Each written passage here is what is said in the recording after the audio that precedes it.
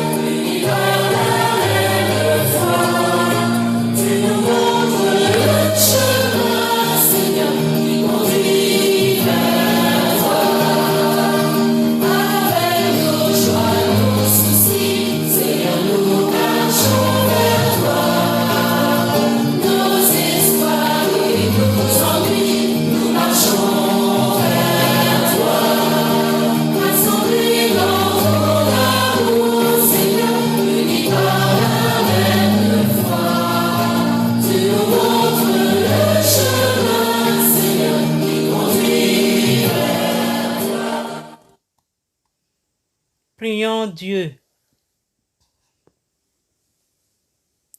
Seigneur Dieu Tout-Puissant, ta parole est la lumière qui nous éclaire. Ta parole est la vérité. Tu es le chemin, la vérité et la vie. Nous confessons que tu es notre Sauveur et que par la puissance de ton Esprit Saint, tu nous éclaires par ta parole. Amen. Notre texte de méditation de ce matin est tiré de l'Épître aux Hébreux, chapitre 13, versets 5 et 6. Hébreux 13, 5 et 6. Ne vous livrez pas à l'amour de l'argent.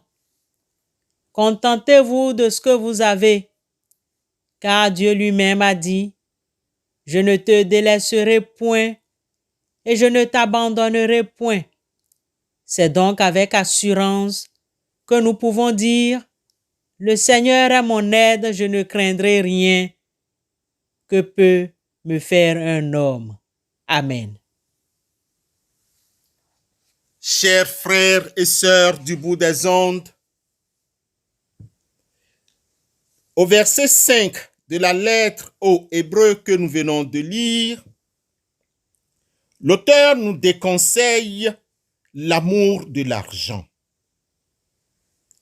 Cet amour de l'argent ne vient pas de Dieu.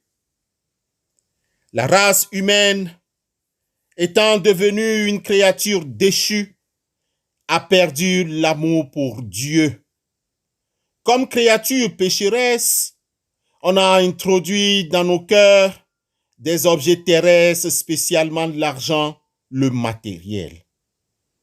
La parole nous demande ici d'être content de ce que nous avons présentement.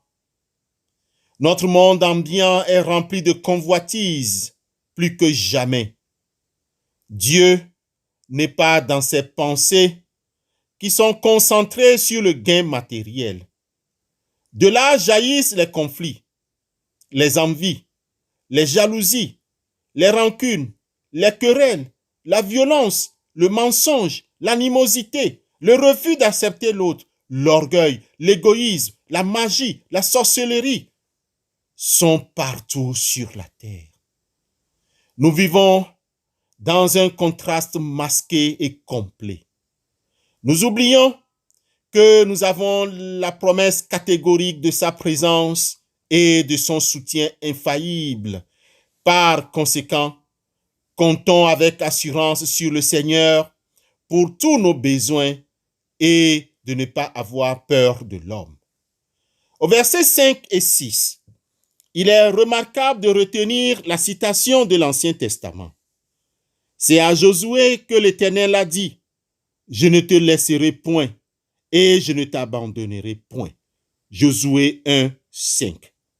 Il est plausible de découvrir à travers ces promesses une réalité de la pleine puissance de Dieu et une hardiesse de la foi. Le fait est là, bien sûr, ce que Dieu est, il l'est à travers les siens en tout temps et en toutes circonstances. Il n'y a pas de vibration ni d'ombre de changement. Chez lui, nous dit Jacques 1, le verset 17. Il ne sera pas moins envers les siens dans cette dispensation qu'il ne l'a pas été dans la dispensation passée. Nous pouvons entièrement compter sur lui. C'est ceux qui se confient en lui absolument, le trouvent absolument fidèle. Le second point intéressant que nous aimerions invoquer est que si Dieu parle à travers ses écrits, nous pouvons accepter ce qu'il a dit en toute confiance. Plus que cela, nous pouvons affirmer en toute hardiesse ce qu'il affirme, puisque nous sommes à lui. En quittant nos maisons, en début de toute chose, en début de toute activité, en début d'une journée comme celle-ci, disons fermement, « Le Seigneur est mon aide, je ne craindrai point. » De notre lecture des Écritures, prenons l'heureuse habitude de nous appliquer ainsi les paroles de Dieu. Notons encore avec simplicité d'écoute recommandée aux croyants, une simplicité bien souvent perdue dans nos jours de civilisation artificielle. Un témoignage combien frappant serait rendu si nous, croyants en Christ, étions davantage marqués par cet amour et cette confiance fraternelle qui s'exprime dans l'hospitalité et la sympathie pratique, dans l'amour naturel réservé avec honneur et avec pureté, et dans le fruit de la présence de Dieu, ce fruit réalisé contrairement à la folie de la convoitise et du mécontentement du monde. Le Seigneur est pour nous. Le Seigneur est mon aide. Je ne craindrai rien. Amen.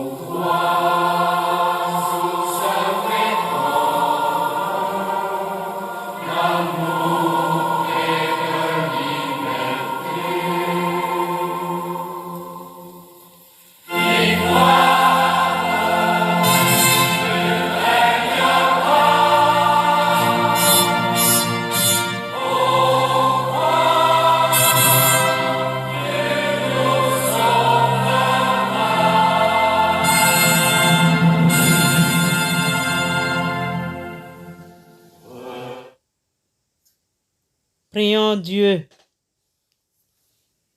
Dieu Tout-Puissant, Seigneur, accepte nos reconnaissances pour ce souffle de vie que tu nous donnes encore.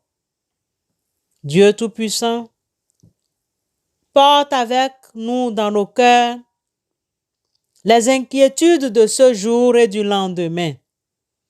Dans ce monde où règne l'intolérance, la violence et le refus d'acceptation de l'autre. Pardonne-nous de nos actes et paroles. Nous sommes tes enfants rachetés par ton sang. Tu as offert ta vie pour la multitude. Tu as rendu au monde ton espérance. Souviens-toi de nous. Souviens-toi des larmes que tu as versées pour nous, pour notre salut. Ne nous laisse pas. Ne nous abandonne pas. Souviens-toi de nous qui souffrons de l'injustice, de la guerre, de la violence, de la pandémie, de l'injustice. Souviens-toi de nos frères persécutés et l'immense foule des exilés qui peinent et meurent en chemin. Souviens-toi des familles éplorées, des pays en guerre civile et ethnique. Par la contemplation de Jésus, imprègne nos cœurs de ta compassion afin de pratiquer les œuvres de miséricorde envers tous nos frères et sœurs affamés de pain, d'amour et de vérité. Que se lève aujourd'hui, à la gloire du Père, un peuple de serviteurs, de prêtres, de pasteurs, de prédicateurs consacrés à te suivre pour le salut des âmes. Amen. Alléluia.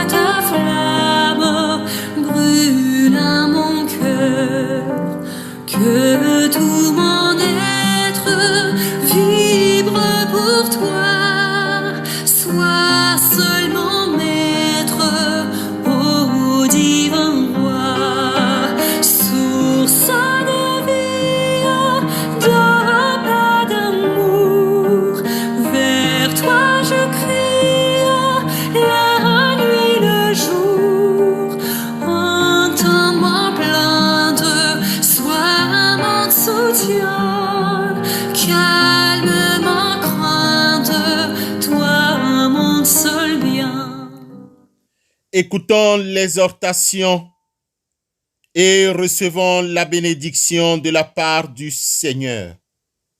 Car Dieu lui-même a dit, « Je ne te délaisserai point et je ne t'abandonnerai point. » C'est donc avec assurance que nous pouvons dire, « Le Seigneur est mon aide, je ne craindrai rien. Que peuvent me faire des hommes? » Que la grâce de notre Seigneur Jésus-Christ, l'amour de Dieu le Père et la communion bienfaisante du Saint-Esprit demeurent sur chacun d'entre vous.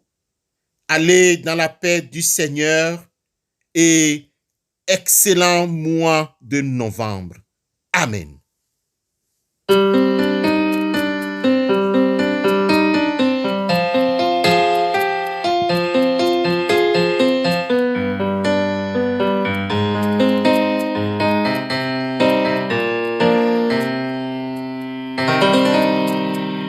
Allez partout dans le monde, annoncer la bonne nouvelle. Allez partout dans le monde, annoncer la bonne nouvelle.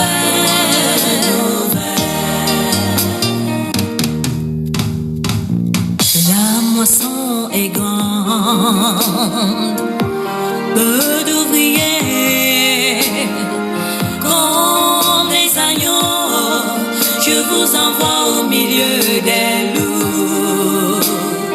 Celui